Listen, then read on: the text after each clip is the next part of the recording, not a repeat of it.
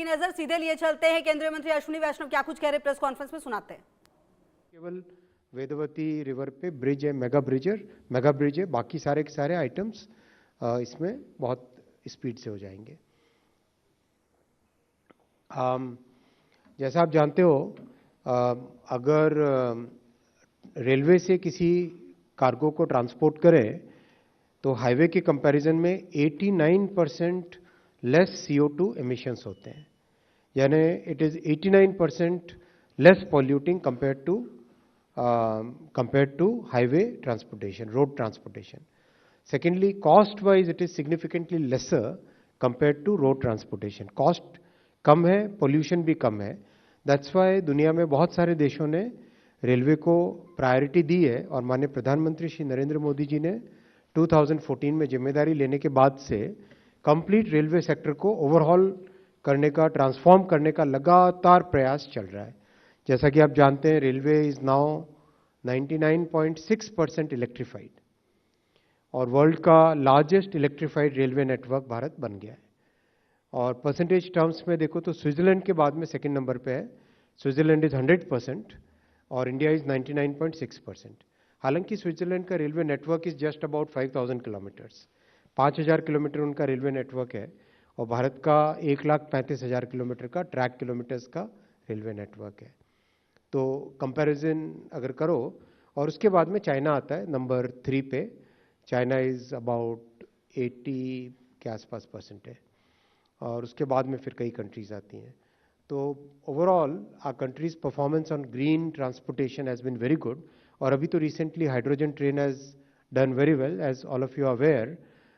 पिछले 17 जुलाई को माननीय प्रधानमंत्री जी ने हाइड्रोजन ट्रेन जींद से इनॉग्रेट की थी। कल या रादर आज सुबह तक इसके 1000 किलोमीटर्स फ्लॉलेस कंप्लीट हो गए। 1000 kilometres of hydrogen train running without any issues. शुरू का पीरियड बहुत इंपॉर्टेंट होता है ट्रेन के कॉमर्शियल रन में, तो we are very vigilant over each and every parameter. We are measuring about some 130 odd parameters continuously हम मेजर कर रहे हैं उसमें। कैसा उसका बिहेवियर है, किस तरह के उसके पैरामीटर्स के वैल्यूज आ रहे हैं, वो सब चीज़ें मेजर कर रहे हैं।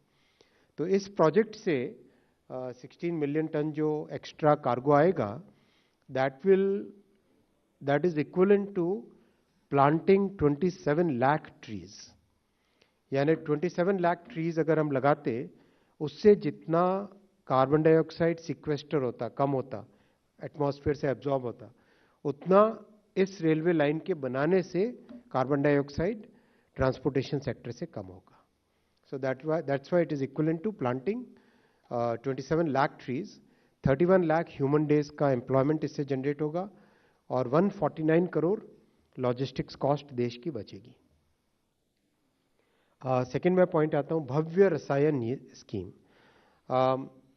हम सब जानते हैं कि इकोनॉमी में there are certain industries which are foundational industries, जैसे steel industry is a foundational industry, chemical industry is a foundational industry, semiconductor industry is a foundational industry. Foundational industry का importance इसलिए होता है that foundational industry supplies material to many other industries. अगर आपके पास देश में एक foundation industry strong है तो उस foundation industry पे you can build many other industries. Chemical is one of those industries जिसमें if you have that industry in your country, then you can have multiple other industries which are based upon chemical industry.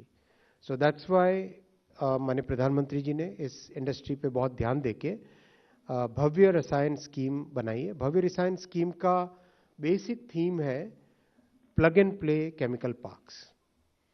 Plug and play chemical parks time tested strategy है, दुनिया के कई देशों ने की है ये। और इस स्ट्रैटेजी में केमिकल में कॉम्प्लेक्सिटी आती है एनवायरमेंटल इश्यूज के कारण।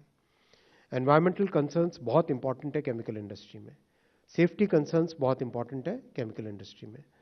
इन दोनों का ध्यान रखने के लिए जो केमिकल इंडस्ट्री के लिए जो स्पेशल रिक्वायरमेंट्स है, for example common effluent treatment plants, for example. चलिए इस पर लगातार नजर रहेगी और इसी बीच जो एक